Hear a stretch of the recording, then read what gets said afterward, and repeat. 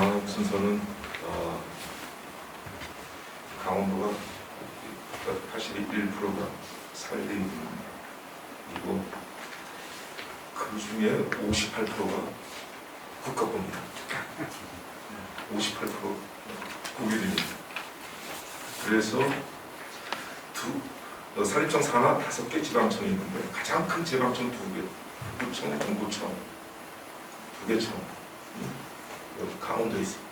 그중에서 북부청이 더 조직이 큰데 아마 박동식 과장님 요새 계속 힘드셨을 거예요. 여기저기 뭐 토론회가 뭐 발표도 많이 하시고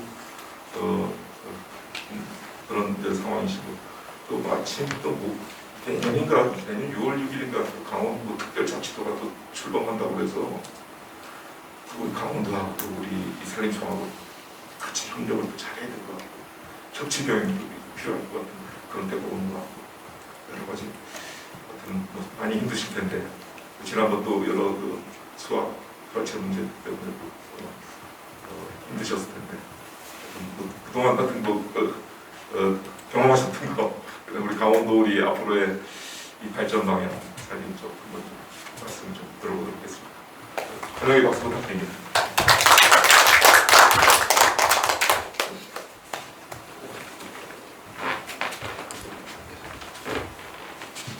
반갑습니다. 저는 북부지방산림청에 근무하는 박동식입니다. 저는 이번에 3월 달에 주로 북부청으로 왔습니다. 제 고향은 경남 진주인데 근무할 때는 서부청에 고향으로 결혼하기 전에 그쪽에 근무하다가 아무튼 산림청으로 왔다가 중부청에서 가장을 하다가 남부청에 왔다가 다시 북부청으로 왔습니다. 한 군데 남았는데 동부청만 근무하면은 5개 지방청을 다 근무하니까 남은 기간 내 다음에는 동부청으로. 강원도랑 이제 인연을 맺으실 때. 근데 제가 오기 전에 안동에 산불이 났습니다. 그래서 10일 이상 잠을 못 자고 산불을 껐습니다. 끄고 나서 또 그 뒤에 발령이 나서 북부청으로 오니까 인제에서 또 터져가지고 산불을 한 3일 동안에 잠을 못 자고 이렇게 불을 껐습니다. 이렇게 불을 끄다 보니까 우리 남부청에 울진에 그래서 산불이 났는데 그때 이제 우리가 그 전에 한 해 전에 산불 진화 인도를 소강리를 보호하자 해가지고 내놨습니다. 거기서 마지막 사투를 벌였습니다. 그래서 마지막 그쪽에서 잡아가지고 산불을 진화하게 되고 또 기상적인 여건도 좀 있었습니다. 그래서 산불 진화한 데는 인도가 필요하다 이런 말씀을 좀 드리고 싶고 아까 또 우리 조림지가 15%뿐이다 이렇게 또 말씀을 교수님께서 한번 해주셔서 이렇게 하다 보니까 우리가 이게 임도 밀도가 낮다 보니까 산으로 가가지고 좀 갱신을 하고 이렇게 해야 되는 거예요. 임도 밀도가 헥타당 3.5m 독일 같은 경우는 46m 헥타당 밀도가 됩니다. 임도 밀도가 너무 작다는 거죠. 근데 이제 또 천년님으로 해가지고 이렇게 가꾸면 안 되나 이렇게 이야기를 많은 또 교수님도 하시고 하는데 천년님 지역에 가서 천년님을 이렇게 한번 보니까 그쪽에는 메가에서 올라오는 것이 굉장히 많습니다. 대부분 메가입니다. 시성으로 올라오지 않고 메가에서 올라오기 때문에 그것을 장년님으로 끌고 갈 수는 없죠. 안에서 동공이 색을 썼고 또 기존에 있던 천년님도 6.25 이렇게 일어나고 우리가 또 엘감으로 이용하다 보니까 부후균이 다 들어갔습니다. 기생무에서 천년님에서 선화나무 비율이 거의 작다는 거죠. 그래서 지금까지 우리가 하고 있던 산림사업 중에서 천년님 개량 작업을 좀 하지 말자. 그래가지고 약간 배제되어 있습니다. 그런 속 사는 거죠. 좀 알아주시면 좀 좋겠다 이런 생각입니다.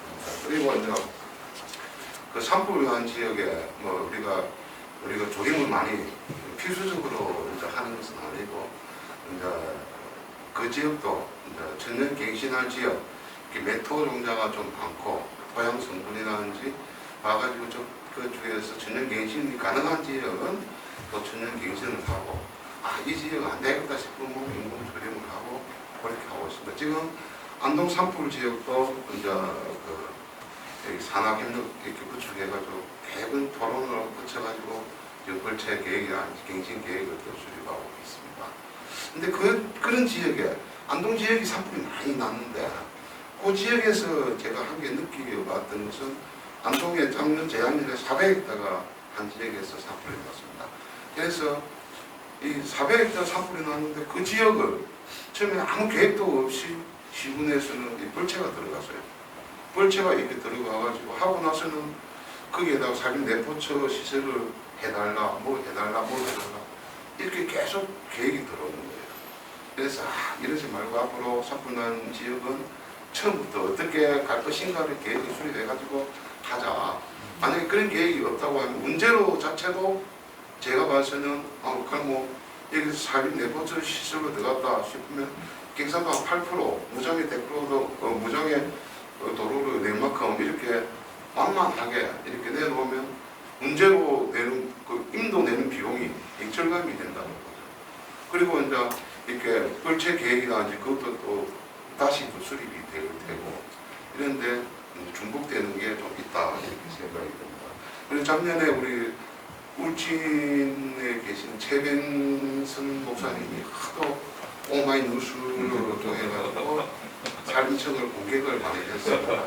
그때는 저희 환경부하고 무슨 청탁이 있는지 그런 생각을 좀 하고는 있습니다. 그래서 저희들은 이 목재에 대해 가지고 목재 벌채 우리 북부청에서는 매년 한 700헥타 정도를 갱신 조림을 하고 있습니다. 그래서 벌채 제도를 친환경 벌채 요령을 바꾸자. 이제 이래가지고 벌채 요령을 지금 바꿔가지고 불능으로 되어 있는 것을 불능까지 바꾸지 않고 지침으로 해가지고 이제 공문으로 해가지고 이렇게 바꿔놨습니다. 그래서 벌채 구역을 옛날에 하기 벌금 50헥타 하던 것을 30헥타로 낮췄고 수림대를 20헥타 하는 거 40m 그리고 능선부 8부 이상 벌채하지 말자는 것을 7부 이상 하지 말자 영양권 지역 50% 이상 그리고 연접지가 80m까지 이익을 시키다 그런 계획을 해가지고 지금 계속 모니터링을 하고 그거에 대해서 대상지를 점검해가지고 평가까지 해가지고 공무원 월급에도 자주우지 할 만큼 이렇게 점검하고 있습니다. 아마 그 모니터링 결과와 연구했던 결과 그리고 그것을 분석해가지고 불능에 포함되지 않나 이렇게 생각이 듭니다. 그리고 제가 오늘 여기 와서 무슨 말씀을 드릴까 이 생각을 했는데 그 중에 이제 한 가지가 있습니다. 그 중에 이제 우리 강원도 지금 강원도 소나무 해가지고 이렇게 좀 행기 우수한 소나무가 많이 자라고 있는 지역인데 이 지역에도 이제 기후변화 이상기온을 따라가지고 가더라. 그래서 대체 수종을 개발해야 되지 않나 이 생각이 듭니다. 제가 2017년도에 그때 산림청 병해충 방제과에 근무를 했습니다. 그래서 요즘 하도인 소나무 재선충 방제 때문에 제 담당구이 강원도로 그래서 경기도 강원도로 이렇게 많이 왔다 갔다 이렇게 했습니다. 춘천, 동천 이런 지역이 상당히 많이 발생을 해가지고 있습니다. 근데 이제 이게 저희들이 보기에는 이게 소나무 재선충인 줄 알았어요 처음에. 그런데 부안하고 전라도 저쪽 지역에서 보니까 전체가 제가 그때 조사했을 때가 한 1,800번 정도 집단적으로 이거 조사를 해가지고 그 중에서 한 900번을 954번을 근경을 해보니까 이게 소나무 재선충에 감염도 안 됐어요. 그래서 또 이 깍지벌레인가 싶고 해안선들이 이 깍지벌레도 아니었어요. 근데 왜 죽었는가? 그래서 산림과학원의 기후변화 센터장 각 파트별로 생리, 생태, 갱년, 병해충 이런 전체 팀을 구성해가지고 일제 조사를 했습니다. 조사를 하니까 결국은 마지막에 나온 것이 이제 기후변화 영향이다. 이 봄철에 이제 아까 교수님께서 말씀하셨던 그 내용과 봄철에 이렇게 고온 다습하고 아기라도 이렇게 생장이 이렇게 조기 생장이 해가지고 고사하는 거. 그리고 그것이 몇 년 동안에 이렇게 계속 연결되다 보니까 스트레스성 그런 것도 있고 또 온도가 상당히 이렇게 평균 기온도 높아졌다. 그런 결과가 나왔습니다. 그래서 지금 저희들도 다음 주 되면 인제 지역에서 인제 지역도 소나무가 집단으로 고사를 했습니다. 이제 집단으로 한 700여 번이 고사를 해가지고 그 원인 분석을 해가지고 현장 토론도 하고 분석도 할 계획입니다. 여기도 무난하지 않다. 내가 이런 그 기후 변화 영향 여러 가지 영향에 따라 가지고 가지 않나 이렇게 생각을 합니다. 그래서 앞으로 이제 여기 대책 수준도 개발하고 대책이 있어야 된다.